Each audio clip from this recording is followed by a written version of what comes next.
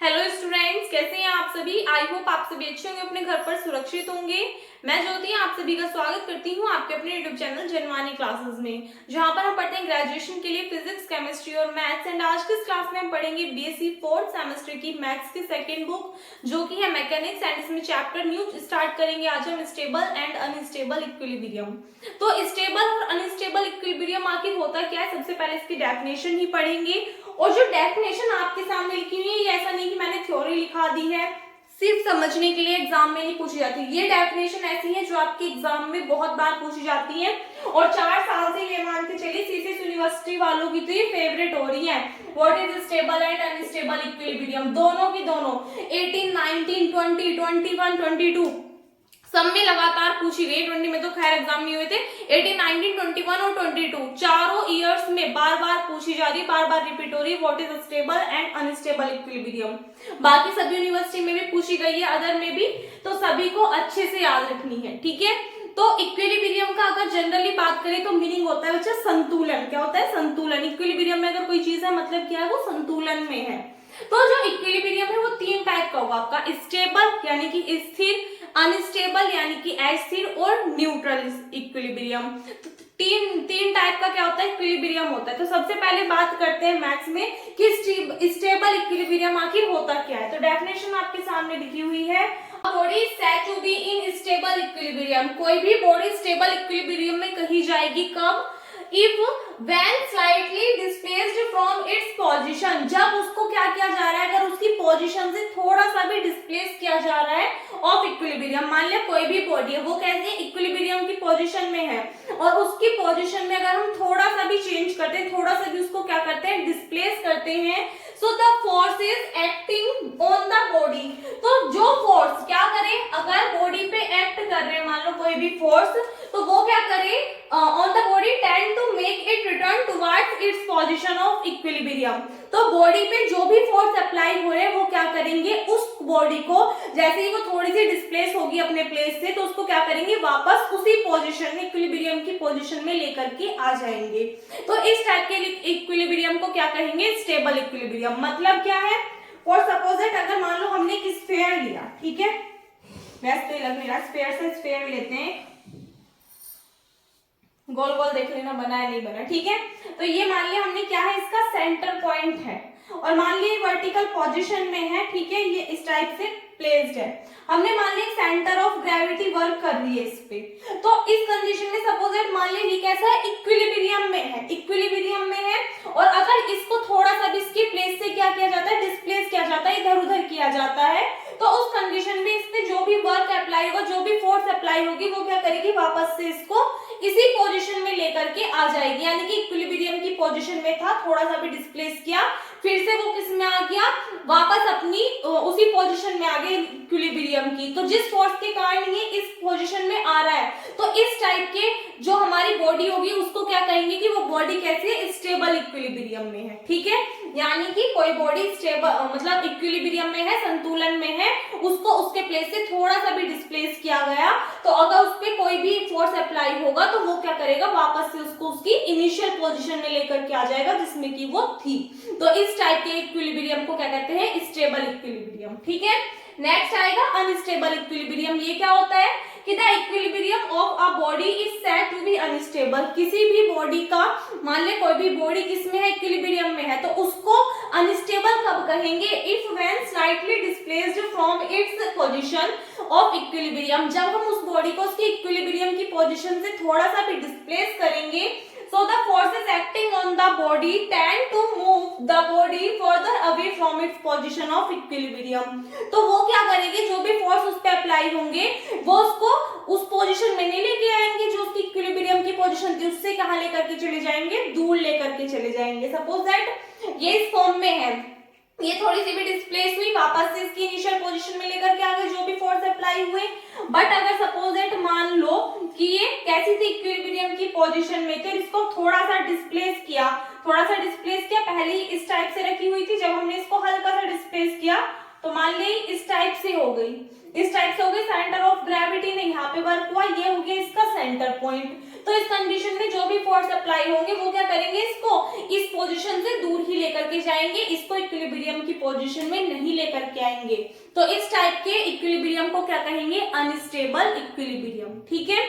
Third आता है neutral equilibrium. क्या होता है कि a body is said to be in neutral equilibrium. कोई भी बॉडी न्यूट्रल इक्विलिब्रियम में कब कही जाएगी, इफ यदि the force is acting on it, जो फोर्स इस पे एक्ट कर रहे हैं, अप्लाई हो रहे हैं, are such that they keep the body in equilibrium in any slightly displaced position।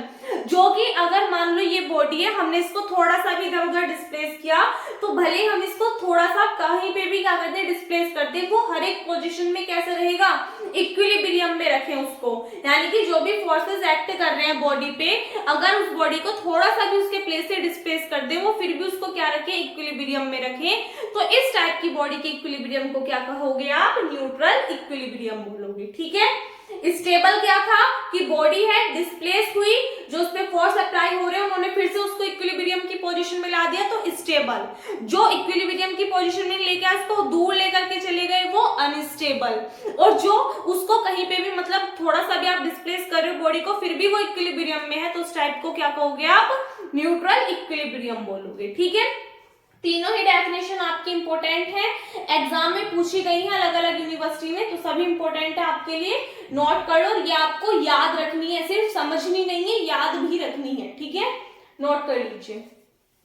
सो देखिएगा यहाँ से आगे कुछ टर्म्स है जो कि आपको याद रखनी है, क्वेश्चंस करते टाइम इनका यूज होगा, तो आपको पता होनी चाहिए, इसलिए मैंने शॉर्ट नोट करके लिखा दी, ताकि आप एक बार क्वेश्चंस करने से पहले अगर इन पे नजर डाल लोगे तो आपको फिर प्रॉब्लम नहीं आएगी। ठीक है। तो सबसे पहले बात करते हैं वर्क फंक्शन की। इसको किसे डिनोट करोगे, DWC, किसके इक्वल होगा, x dx plus y dy plus z dz। और इसका इंटीग्रेशन कर दोगे तो W किसके इक्वल आएगा, integration limit x not y not z not to x y z। और इस पूरे फंक्शन का आप क्या कर दोगे, इंटीग्रेशन कर दोगे इस लिमिट के बीच में। ठीक है। उसके बाद में अगर बात करें यहाँ से क्या पता चलेगा आपको, स्टेबल और अनस्टेबल इक्विलिब्रियम के बारे में पता चलेगा। तो यदि W मैक्सिमम होगा तो उस कंडीशन में याद रखोगे आप, स्टेबल होगा क्या आपका, इक्विलिब्रियम। ठीक है। और अगर W की वैल्यू मिनिमम आएगी तो उस कंडीशन में इक्विलिब्रियम कैसा होगा, अनस्टेबल होगा। क्वेश्चन में आपसे पुट अप करेगा, ये चीज पूछेगा कि मतलब show that this equilibrium is stable या फिर अनस्टेबल इक्विलिब्रियम। तो कोई भी बॉडी है वो स्टेबल इक्विलिब्रियम में है, अनस्टेबल में है, कैसे नहीं। तो इन सब के अकॉर्डिंग आपको वो चीज वेरीफाई करके दिखानी होगी। क्वेश्चंस करेंगे तब क्लियर हो जाएगा अच्छे से, पहले सिर्फ लिख लो। ठीक है। अभी ज्यादा समझ में नहीं आएगा, सिर्फ देखो क्या लिखा हुआ है, इतना याद रखना है। ठीक है। उसके बाद में बात करते हैं Z test for the nature of stability. Stability के नेचर फाइंड आउट करने के लिए कि स्टेबल है अनस्टेबल, उसके लिए Z टेस्ट होता है। Z टेस्ट में क्या होगा कि to test the nature of equilibrium at the position theta is equals to alpha. किस पोजीशन पे जब थीटा किसके इक्वल हो, अल्फा के इक्वल हो, तो उस कंडीशन में इक्विलिब्रियम का नेचर कैसे टेस्ट करोगे आप, सबसे पहले फाइंड करोगे d square z over d theta square, यानी कि z का 2 टाइम्स डिफरेंशिएशन करोगे किसके रिस्पेक्ट में, थीटा के रिस्पेक्ट में, for theta is equals to alpha. ठीक है। सो यदि जो वैल्यू है किसकी अगर इसकी जो वैल्यू आएगी D square Z over D theta square, किसकी वैल्यू अगर पॉजिटिव आती है तो उस कंडीशन में z कैसा होगा, मिनिमम होगा। और अगर z मिनिमम होगा तो इक्विलिब्रियम कैसा होता है, अनस्टेबल। मिनिमम कंडीशन में जो इक्विलिब्रियम होगा वो कैसा होगा, अनस्टेबल होगा। और यदि इसकी वैल्यू निगेटिव आती है, अगर वैल्यू निगेटिव आती है तो z कैसा होगा, मैक्सिमम होगा। तो उस कंडीशन में जो इक्विलिब्रियम होगा वो कैसा कहलाएगा, स्टेबल इक्विलिब्रियम कहलाएगा। ठीक है।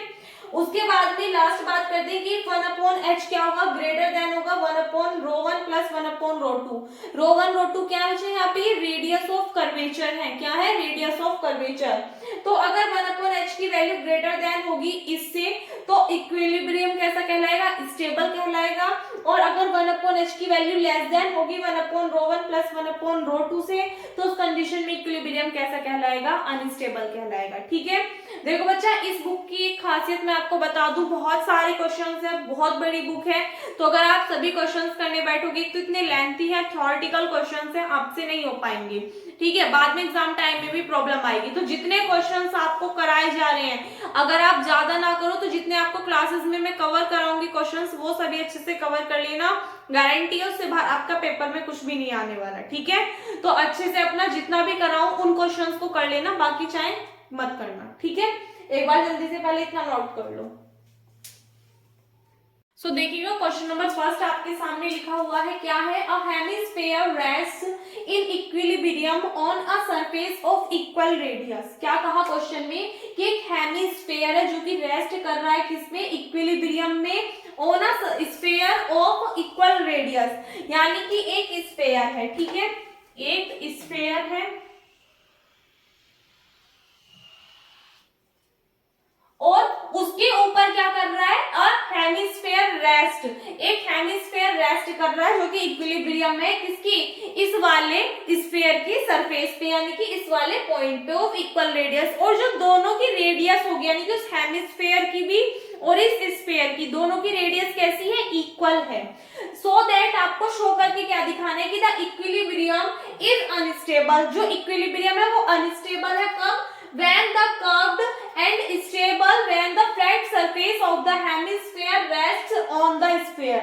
दो कंडीशन दी है, हेमिस्फीयर कैसे होगा आपका, कुछ इस टाइप से होगा, नहीं होगा भाई। एक बात बताओ, अगर मान लो कोई भी एक गोलाकार चीज है उसको बीच में से काट दोगे तो वो कुछ इस टाइप से दिखाई देगी, यानी कि अगर आप देखोगे तो आपको ऐसे दिखाई देगी, बट वो कंप्लीट ऊपर से गोला सा तो होता है ना। इसके एक तरबूज को बीच में से काट के देखो अगर आप, तो इस टाइप से वो बनेगा। तो अगर ये हमारे पास में हेमिस्फीयर है, इसकी भी रेडियस कितनी उतनी है जितनी इस स्फीयर की रेडियस है। तो एक बार तो इसका जो ये वाला कर्व सरफेस होगा ये रेस्ट करेगा इस स्फीयर पे, और एक बार क्या होगा, एक बार इस वाले स्फीयर पे इसका जो ये वाला सरफेस है यानी कि जो फ्लैट वाला सरफेस है ये रेस्ट करेगा, ठीक है, इस टाइप से। तो ये दो कंडीशन होंगी, एक तो ये वाली जब इसका कर्व्ड सरफेस होगा और एक बार जब इसका फ्लैट सरफेस करेगा। तो इन्होंने क्या कहा कि अगर जो इक्विलिब्रियम है वो कैसा होगा, अनस्टेबल होगा जब कर्व्ड क्या करेगा, इस पे पुट होगा, और स्टेबल कब होगा इक्विलिब्रियम, अगर फ्लैट सरफेस वाला हेमिस्फीयर इस वाले स्फीयर के ऊपर रेस्ट करेगा, ठीक है। तो दो कंडीशन हमें शो करके दिखानी है। अब स्टेबल और अनस्टेबल के लिए मैं आपको कंडीशन लिखा चुकी हूँ, क्या होती है। तो सबसे पहले कंडीशन लेंगे कि जब जो हेमिस्फीयर है उसका कर्व्ड वाला सरफेस क्या कर रहा है, रेस्ट कर रहा है इस स्फीयर के ऊपर। तो फर्स्ट कंडीशन क्या लिखोगे आप, when the curved surface of the hemisphere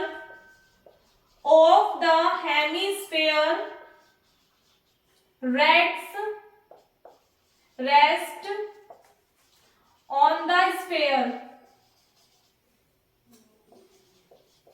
यानी कि जब हेमिस्फीयर की जो कर्व्ड सरफेस है वो रेस्ट करे किस पे, स्फीयर के ऊपर। तो इसका सीधा सा मतलब क्या है कि यहां से इसकी कर्व्ड सरफेस तो इस टाइप से आएगी, ठीक है, ज्यादा बड़ा हो गया, रुक जाओ।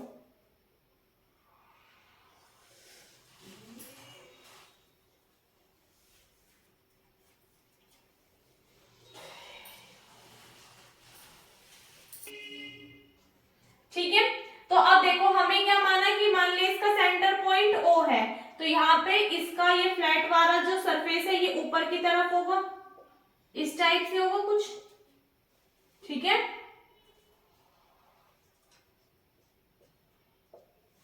इसका अगर हम देखें सेंटर पॉइंट कहीं यहाँ पे लाई कर रहा होगा, अगर इसका सेंटर हमने O माना तो इसका सेंटर लेट कर लो O डैश है, दोनों के सेंटर्स को आपस में ज्वाइंट करो। जो यहाँ पे पॉइंट ऑफ कांटेक्ट है, पॉइंट ऑफ कांटेक्ट क्या, जहां पर ये वाला जो हमारे पास में हेमिस्फीयर है ये इस वाले सरफेस से जुड़ा हुआ है, इस वाले स्फीयर की सरफेस से, तो ये हमने पॉइंट ऑफ कांटेक्ट मान लिया, इसको नाम दे दिया A, ठीक है। इस वाले स्फीयर की सेंटर ऑफ ग्रेविटी हमने मान लिया कहीं पे यहाँ पे वर्क कर रही है, जिसको हमने नाम दे दिया क्या, G, ठीक है।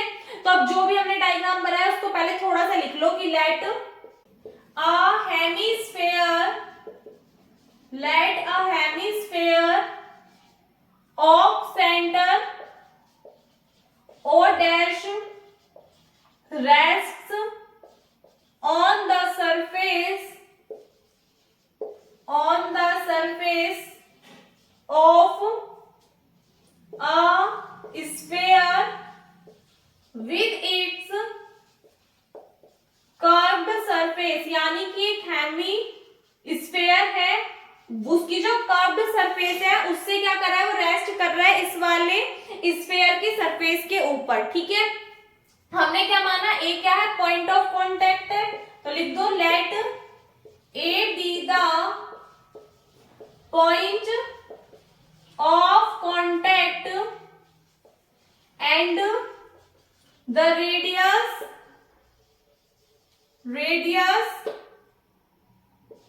OA। एक बात तो इसकी रेडियस क्या होगी, OA होगी, और इस वाले हेमिस्फीयर की रेडियस क्या होगी, O' A होगी। तो OA किसके इक्वल होगी, O' के, और दोनों हम मान लेते हैं कि दोनों क्या है, A है। ठीक है, हमने मान लिया ये रेडियस, इसकी भी रेडियस A और इसकी भी रेडियस कितनी है, A, और क्वेश्चन में दिया दोनों इक्वल है, तो OA किसके इक्वल होगा, O' के, और ये हमने दोनों मान ली किसके इक्वल है, A के। एक हमने मान लिया सेंटर ऑफ ग्रेविटी। ठीक है, तो क्या लिखोगे, and now let या also let center of gravity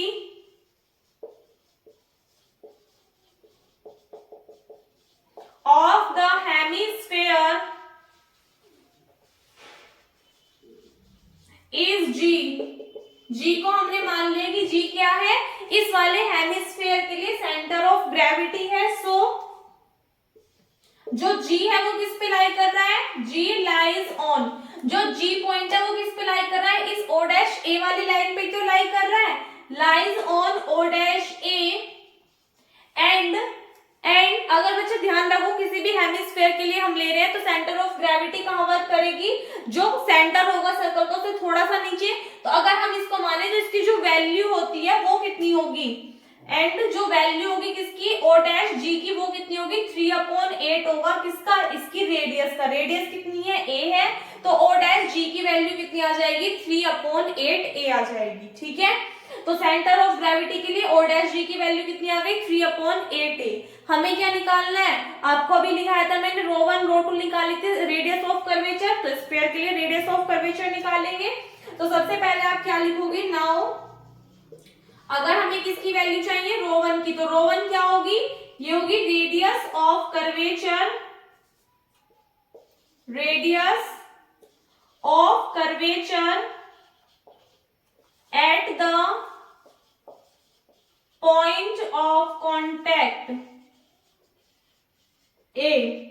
तो पॉइंट ऑफ कांटेक्ट A पे जो रेडियस ऑफ कर्वेचर होगी उसको किससे रिप्रेजेंट करा हमने, ρ1 से, और ये इसको हम क्या बोल सकते हैं, इसको हम रेडियस भी बोल सकते हैं, किसकी, सेमीस्फीयर की, या फिर इसको क्या बोल सकते हैं, रेडियस ऑफ हेमिस्फीयर। और हेमिस्फीयर की रेडियस कितनी है बच्चा, A है, तो ρ1 की वैल्यू कितनी आ गई, A आ गई। एंड अगर हम ρ2 की बात करें तो ρ2 क्या होगा, radius of curvature at point of contact A, for किसके लिए, इस वाले स्फीयर के लिए जो हमारे पास में कंप्लीट स्फीयर है, यानी कि ये हमारी किसकी इक्वल होगी, radius of, sorry ρ2, radius of sphere, और स्फीयर की रेडियस कितनी है बच्चा हमारे पास में, ये भी A है वो भी A है, तो दोनों हमने A लेट की थी, तो ρ1 की वैल्यू भी A आ गई और ρ2 की वैल्यू भी कितनी आ गई, A आ गई। ठीक है, इसके बाद में निकाल लेंगे हम H की वैल्यू, तो एक बार पहले इसका स्क्रीनशॉट ले लो। तो यहां से आगे देखो क्या लिखोगे आप, एंड H क्या होगी, ये जो हमारे पास में सेंटर ऑफ ग्रेविटी है इसकी डिस्टेंस किससे, पॉइंट ऑफ कांटेक्ट से, क्या लिखोगे, distance of centre of gravity from point of contact A, point of contact A से सेंटर ऑफ ग्रेविटी तक की जो डिस्टेंस होगी उसको किससे रिप्रेजेंट कर दिया हमने, H से। तो यहां से देखो हमारे पास में वैल्यू क्या है, AG, यही तो होगी लेंथ। अब AG की एक बात बताओ, AG कैसे निकाल सकते हैं हम, अगर हम O' A में से O' G को सब्सट्रैक्ट कर दे तो AG की वैल्यू निकल करके आ जाएगी।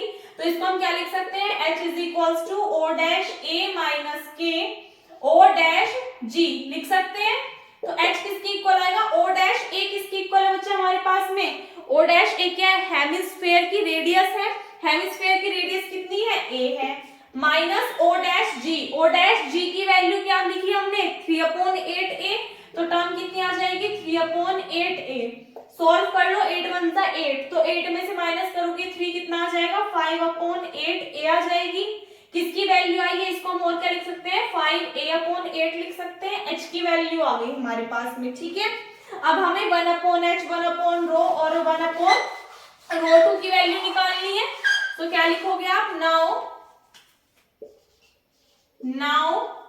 1/h इज इक्वल्स टू 1/रो1 प्लस 1/रो2, इनकी वैल्यू हमें निकालनी है। तो पहले 1/h की वैल्यू निकालो, 1/h कितना आ जाएगा 5a/8 आ जाएगा। ठीक है, अगर सॉरी h की वैल्यू 5a/8 है, तो 1/h की वैल्यू कितनी आएगी, इसका जस्ट अपोजिट 8/5a हो जाएगा। ठीक है, एंड अगर हमें 1/रो1 प्लस 1/रो2 की वैल्यू निकालनी हो, तो रो1 भी कितना था a था और रो2 भी कितना था a था, तो सोल्व कर लो दोनों को, तो कितना आ जाएगा आपके पास में 2/a आ जाएगी टर्म। अब देखो यहाँ पे तो अपॉन में 8 है, यहाँ पे इंटू में 5 है, तो या तो इसको इसके जैसा बना लो या इसको इसके जैसा बना लो, अब कैसे भी कर लो आपकी मर्जी है। इसको यहाँ से देखो, ये कितना है 2/a है, ठीक है, और ये कितनी है आपके पास में 8/5 है। भाई इसमें यहाँ पे 5 है, इसमें तो 5 नहीं है, तो क्या करोगे इस वाले टर्म में 5 से मल्टीप्लाई और 5 से डिवाइड कर दो। जब आप 5 से मल्टीप्लाई करोगे तो 5 2 10 और अपॉन में कितना आ जाएगा 5 आ जाएगा। तो इस वाले टर्म से इस वाले टर्म से देखो, ये तो 8/5 है और ये वाली टर्म आई है 10/5 है, दोनों में से कौन सा बड़ा है, भाई 5 है तो सेम कर लिए हमने, तो बड़ा कौन सा है 10 बड़ा है, तो सीधी सी बात है 8/5 है किसकी वैल्यू थी, सिंस जो हमारे पास में वैल्यू आई 1/h, ये कैसी आ गई हमारे पास में छोटी आ गई, किससे 1/रो1 प्लस 1/रो2 से, और इस कंडीशन में हमारा इक्विलिब्रियम कैसा था, अनस्टेबल था, तो क्या लिखोगे हेंस इक्विलिब्रियम इज अनस्टेबल। ठीक है, तो एक बात तो ये प्रूफ हो गई क्या, कि अगर जो कर्व्ड सरफेस है वो क्या करेगा, रेस्ट करेगा इस वाले स्फीयर के ऊपर, तो उस कंडीशन में हमारा जो इक्विलिब्रियम आएगा वो कैसा आएगा, अनस्टेबल आएगा। अब सेकंड वाले के लिए प्रूफ करेंगे, एक बार पहले इतना नोट कर लीजिए। अब सेकंड देख लो, किसके लिए लोगे, जब flat surface, when the flat surface of the hemisphere rest on the sphere, तो डायग्राम चेंज हो जाएगा, तो डायग्राम चेंज कर लो, ये हमारा स्फीयर हो गया, इस बार क्या करेगी फ्लैट सरफेस इस पे क्या करेगी, टच करेगी, तो फ्लैट सरफेस बनाओ पहले तो इस पे,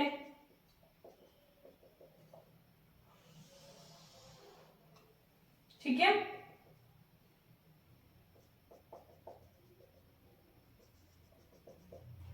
ये हमने मान लिया कि क्या कर रहा है इस बार फ्लैट सरफेस इस वाले स्फीयर के ऊपर क्या कर रही है, रेस्ट कर रही है। उस कंडीशन में भी देखो यहाँ पे इसका सेंटर पॉइंट होगा, इसको लेट करेंगे हम O, इस वाले का सेंटर पॉइंट कहाँ पे होगा, यहाँ पे होगा इस बार, जिसको हम लेट कर लेंगे क्या O डैश। ठीक है, तो इस वाले पॉइंट को इस वाले पॉइंट से टच कर दो, ठीक है, और इसको अगर हम यहाँ से ऊपर लेकर के जाएंगे तो एक बात है, यहाँ पे क्या करेगी, इसकी सेंटर ऑफ ग्रेविटी वर्क करेगी नहीं करेगी, इसको नाम दे दिया हमने G। जो पॉइंट ऑफ कांटेक्ट है वो इस बार कहाँ पहुंच गया, यहाँ पे पहुंच गया, क्योंकि इसकी सरफेस ऊपर की तरफ चली गई, तो इसको नाम दे दिया क्या हमने, A नाम दे दिया। अब इस कंडीशन में बाकी थ्योरी आप लिख देना कि when the A flat surface of the hemisphere lies on the sphere with its point of contact। point of contact इस बार क्या रहेगा, जो point of contact हमने लेट किया था A, वो तो हमारा ऊपर चला गया, तो इस बार जो इसका वो होगा सेंटर किसका, हेमिस्फीयर का, वो लाई करेगा किस पे, इस वाले स्फीयर की सरफेस पे। ठीक है, तो इसका सेंटर हमने क्या माना, हेमिस्फीयर का O डैश माना। अब इस कंडीशन में देखो, जो इसकी रेडियस आएगी वो क्या आएगी O डैश है, और इसकी रेडियस क्या आएगी O डैश A आएगी, तो रेडियस तो हमने क्या मानी है दोनों की A मानी है। तो अगर हम देखो, अगर हम रो1 की वैल्यू देखें, रो1 क्या होती है हमारे पास में, रेडियस ऑफ कर्वेचर होती है, किसके लिए, हेमिस्फीयर के लिए, from the point of contact. तो इस वाले पॉइंट ऑफ कांटेक्ट से देखेंगे तो ये हमारा ऊपर की तरफ भी जा सकता है, तो इसकी वैल्यू क्या लोगे आप, इन्फिनिटी लोगे। तो हेमिस्फीयर के लिए अगर आप लोगे तो रो1 की वैल्यू कितनी आ जाएगी, वही लिखोगे, रो1 क्या है, रेडियस ऑफ कर्वेचर है from the point of contact of the upper body, तो इसके लिए जो वैल्यू आएगी वो क्या आ जाएगी, इन्फिनिटी आ जाएगी। उसके बाद में अगर हम रो टू देखें तो रो टू क्या आएगी हमारे पास में, ये तो हमारी इससे ज्यादा इंक्रीज ही नहीं हो सकती क्योंकि इसके ऊपर अपर सरफेस लाई कर रही है। तो इसके लिए जो रेडियस है वो कितनी आ जाएगी, ए आ जाएगी। ठीक है भाई, इसके लिए क्यों आई इन्फिनिटी, क्योंकि ये हमारे इससे हम बड़ा भी ले सकते हैं। हमें नहीं पता कि ये यहीं पर लाई करा है, इससे ऊपर डी, इससे ऊपर भी। पिछले कंडीशन में क्या था कि अगर उसका कर्व्ड सरफेस यहाँ पे लाई कर गया तो सीधी सी बात है इस वाले स्क्वायर के ऊपर तो नहीं जा सकता ना वो, फिर तो वो वहां से टच हो गया, यानी कि इससे बड़ा नहीं हो सकता। लेकिन अब इस कंडीशन में इसका सिर्फ कटा हुआ भाग है तो ये उससे ऊपर कहीं तक भी जा सकता है। तो इसीलिए जो रो वन की वैल्यू हेमिस्फीयर के लिए आई वो तो इंफिनिटी, और जो रो टू की वैल्यू आई यानी कि radius of curvature I sphere के लिए, उसकी वैल्यू कितनी लोगे आप, ए ही लोगे। ठीक है, उसके बाद में बात करते हैं एच की। एच क्या होती है, सेंटर ऑफ ग्रेविटी की डिस्टेंस होती है from the point of contact से। तो वो हमारे पास में कितनी आएगी, यहाँ से ये ए जी आएगी। ए जी हमारा किसके इक्वल आएगा, ओ डैश ए में से अगर आप माइनस कर दोगे किसको, ओ डैश जी को। तो सेम वैसे ही प्रोसेस अपने आप लिख लेना जैसे प्रॉपर वे में अभी आपको लिखाया। तो एच की वैल्यू कितनी आ जाएगी, ओ डैश ए की वैल्यू कितनी है अगर आप देखोगे ए, माइनस ओ डैश जी की वैल्यू कितनी आई है आपके पास में 3/8 ए थी। भाई इस बार ओ डैश ए क्या है, ये तो इसकी रेडियस है। ठीक है, और ये पॉइंट ऑफ कांटेक्ट से डिस्टेंस थी। ठीक है, रेडियस ऑफ कर्वेचर थी पॉइंट ऑफ कांटेक्ट पे। तो पॉइंट ऑफ कांटेक्ट जरूरी नहीं है यहाँ तक हो, वो हमारा कहीं तक भी जा सकता है। लेकिन अगर रेडियस की बात करें जो हमने लेट की है, जो स्फीयर की होगी वो उसकी होगी। तो इसलिए यहाँ पे क्या लोगे, वैल्यू ए लोगे। ठीक है, इसको सॉल्व करोगे कितना आएगा 5/8 ए, यानी कि 5/8। तो 1/h की वैल्यू तो कितनी आ गई आपके पास में 8/5 है। सेम यहाँ से 1/ρ1, यहाँ से देख लो 1/ρ1 प्लस 1/ρ2 की वैल्यू निकालो। तो 1/ρ1 की वैल्यू है इंफिनिटी और ρ2 की वैल्यू कितनी है ए। 1/∞ कितना होता है, 0 होता है। तो इसकी वैल्यू आ गई 0 प्लस 1/a, तो कितना आया 1/a। ये हमारे पास में 8/5 है, तो इसमें भी चलो 5 से मल्टीप्लाई कर दो, 5 से डिवाइड कर दो। अब एक बात बताओ, ये 8 है, ये 5 है, बड़ा कौन सा है, ये वाला। तो इसका मतलब 1/h की वैल्यू कैसी आ गई, ग्रेटर आ गई 1/ρ1 प्लस 1/ρ2 से। इसका मतलब क्या है कि इक्विलिब्रियम कैसा है, स्टेबल है। तो इसीलिए अगर फ्लैट सरफेस लाई करेगी स्फीयर की सरफेस के ऊपर तो उस कंडीशन में स्टेबल होगा हमारा क्या, इक्विलिब्रियम। और यही क्या करना था, हमें प्रूफ करना था कि स्टेबल है when the flat surface of the hemisphere rest on the sphere. ठीक है, तो सेकंड वाला जो पार्ट है इसको प्रॉपर वे में अपने आप लिख लेना जैसे कि फर्स्ट पार्ट इसका लिखाया है। आई होप क्वेश्चन आपको क्लियर हो गया होगा। बाकी अगर कुछ भी डाउट हो तो पूछ लेना, और बाकी जब इससे ज्यादा क्वेश्चंस करेंगे तो आपको अच्छे से क्लियर हो जाएगा। इस वीडियो में बस इतना ही। आई होप आपको वीडियो अच्छी लगी। वीडियो अच्छी लगी तो वीडियो को लाइक कर देना, अपने फ्रेंड्स के साथ में शेयर कर देना। अगर आप चैनल पर नए हो या फिर अभी तक आपने चैनल को सब्सक्राइब नहीं किया तो प्लीज चैनल को सब्सक्राइब कर देना। मिलते हैं नेक्स्ट वीडियो में, तब तक के लिए घर पर रहिए, सुरक्षित रहिए। धन्यवाद।